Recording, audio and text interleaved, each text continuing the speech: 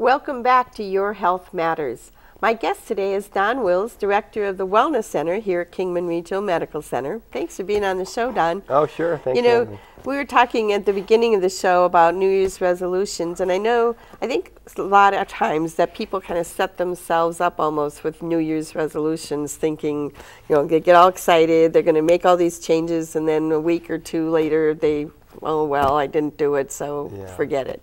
But when we were talking about your personal trainers and all the different people that are here to help them achieve those goals, and you just got to keep working at it, right? Yeah. It doesn't happen overnight. No, and we like to encourage people to you have your long-term goal out there in the distance, but you need to have short-term attainable goals along the way. Right. And so that way you have success and you build on that success, and that way you're moving in the right direction. If you set unreasonable goals, like you said, I'm going to lose 50 pounds the first month of doing it, you don't do it, you fail, you're going to quit.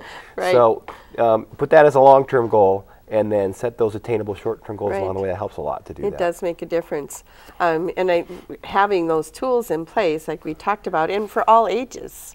We talked about the Silver Sneaker program, so I'm assuming those are for the older Silver Sneakers is for over 60? Medicare age people, okay, 65 and older. Okay. But then we have, of course, all the different groups, the different classes that are here, and a lot of them are geared to different age groups as well. Oh yeah, we teach toddlers how to swim. Right. So we have swim lessons for all ages. That's right. So our pool is very popular with kids. And they have family swim time there as well, Family swim time as well. On the weekends, is that more? Okay. Yeah, and then we have a full service child care nursery that parents can leave their kids in at no charge to do that.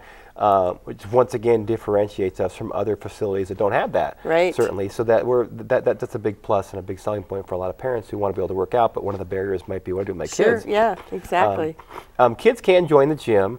At certain ages, they can do different things. Okay. So for a nominal increase to their membership dues, they can bring their kids in, and as they get older, they can do more. Okay. Certainly. Sure. Well, that says they're more mature and able to handle the responsibility, obviously, that goes along with using the equipment, things like that. And in the summertime, we offer kids boot camp and teen boot camps and things like that. So there's a lot of stuff to keep the kids active and busy. That's good, because it starts then.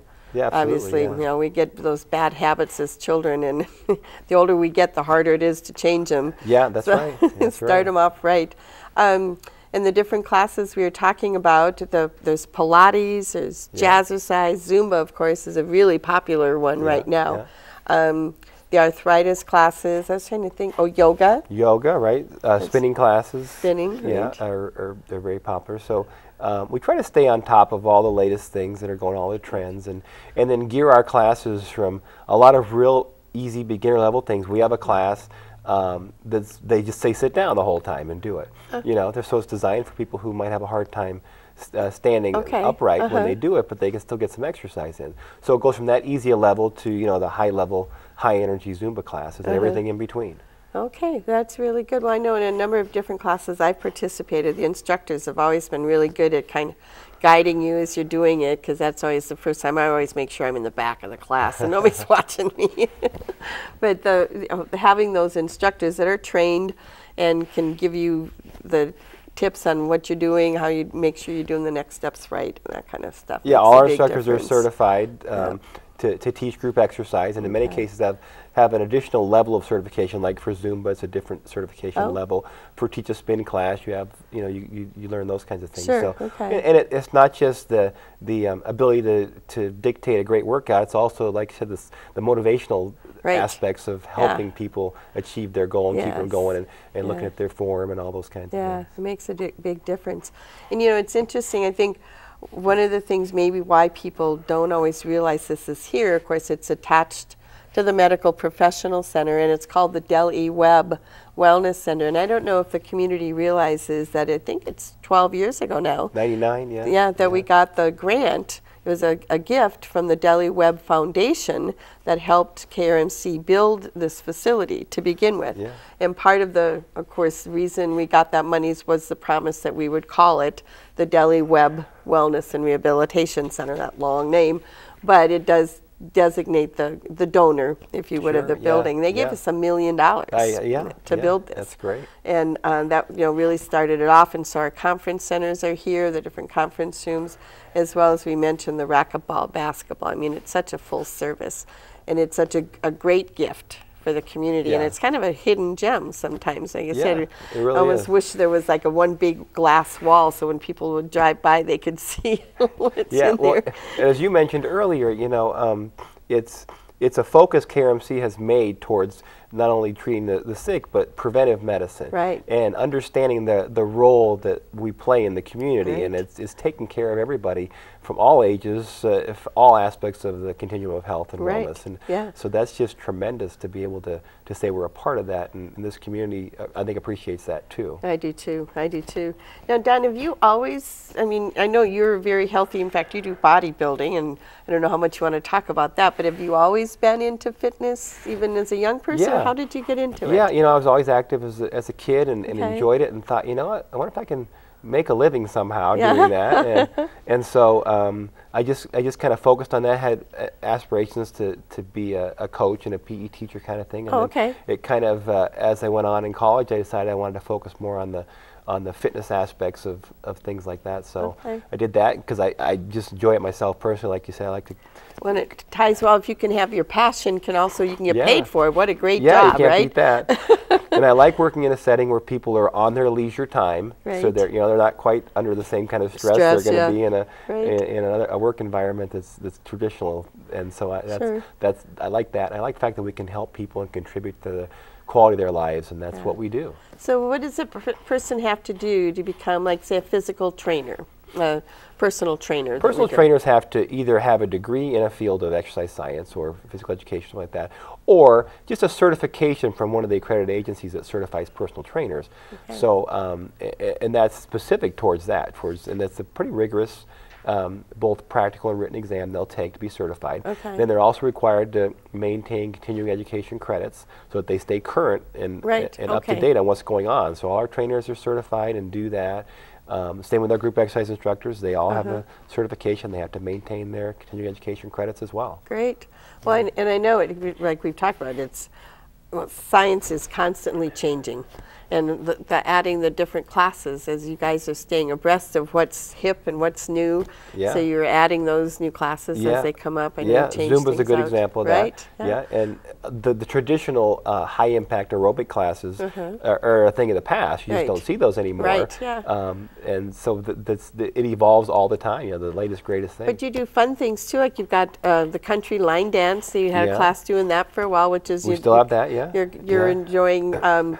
You're entertaining plus exercising at Yeah. the same time. So there's just a wide variety, I think, of different aspects that people can use as long as you're moving. I guess that's the biggest thing. Right, you're absolutely for me. right. Doesn't matter how you do it. Right. As long as you do it, and if you can enjoy it while you're doing it, all the better. Right, Yeah, and so absolutely. we have a lot, like I said, we have a lot of options available to people. And No, so bodybuilding, you mind if we talk about that a little bit? Oh, How sure, did yeah. you kind of get into that? well, I kind of, as the more I got into fitness and exercise, I just enjoyed the lifting weights and everything that came from that, and got involved in looking at a lot of physique contests. Thought I could try that, so I've been doing it for many years and compete mostly on the masters level now. Wow, really? Yeah, and Yeah. so I do that, and I enjoy it very well, and was fortunate enough to win a contest Yeah, here I and was going there. to say, you're Yeah. one of you. We're very Yeah. proud of you. Yeah, thanks. That's nice. It's fun.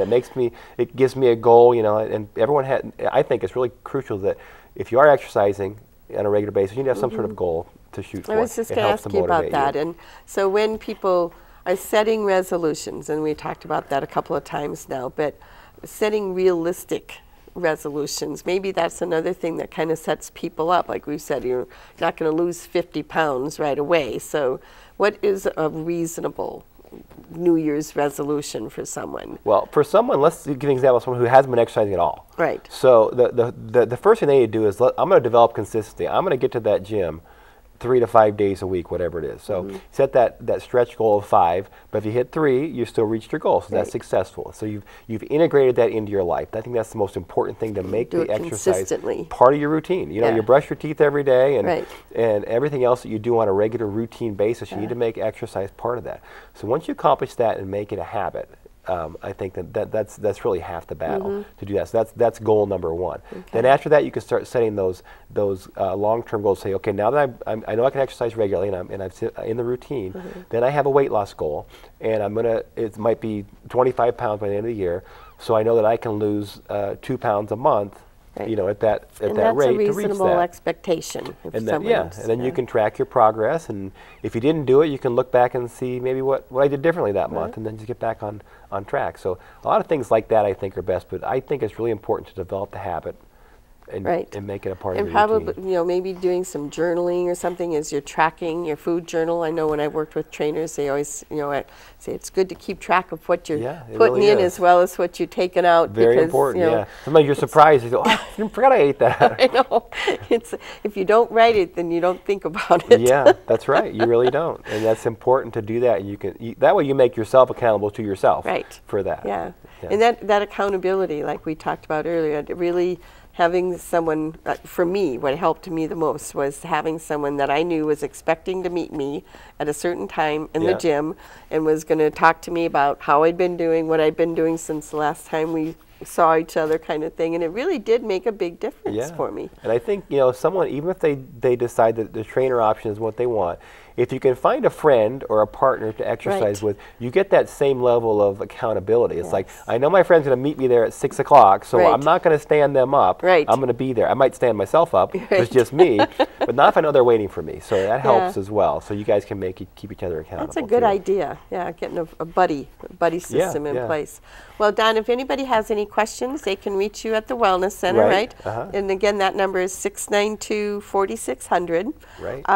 They can come to the front desk. I know they have more information there about the rates and programs available. So we really appreciate you joining us today. I hope you learned a lot, and I hope you stick to your New Year's resolutions. We'll see you next year.